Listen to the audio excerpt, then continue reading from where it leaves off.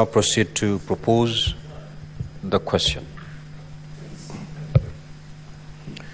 Recognizing the state of the nation at this moment, the ongoing protests following the passing of the Finance Bill, National Assembly Bills number 30 of 2024, on the 25th of June 2024 by the National Assembly, the loss of lives, maiming and loss of property that has been occasioned following these protests, cognizant that pursuant to Article 115(1)(b) of the Constitution, His Excellency the President of the Republic of Kenya declined to assent to the bill and referred it back to the National Assembly with recommendation to delete all clauses of the bill, acknowledging that the conversation on the Finance Bill has triggered the broader important public conversation on the question of the high cost of living, juxtaposed against the wasteful expenditure in all public institutions, including Parliament.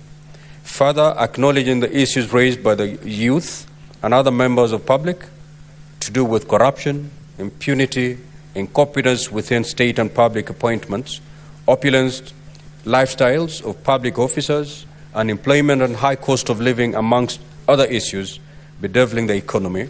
Now, therefore, the Senate calls upon, 1, the National Assembly to expeditiously consider the presidential memorandum pursuant to Article 115(2)(a), 2, all government ministries, departments and agencies and constitutional commissions, including Parliament, to put in place austerity measures in undertaking their respective functions.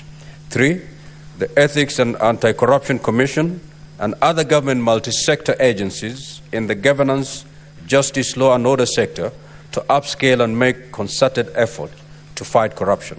And 4, the National Police Service to cease abductions, unlawful arrests, extrajudicial killings and exercise restraint in dealing with peaceful and unarmed demonstrators. 5, release of all persons arrested for planning and participating in peaceful demonstrations relating to the enactment of the Finance Bill. 6, the government to waive hospital bills for persons who have been injured and defray funeral expenses for those who lost their lives during the demonstrations. And 7, the Judiciary to prioritize and expedite all court cases relating to the enactment of the Finance Bill and the resultant demonstrations. 2, considers all the challenges facing the country and makes necessary recommendations to address them.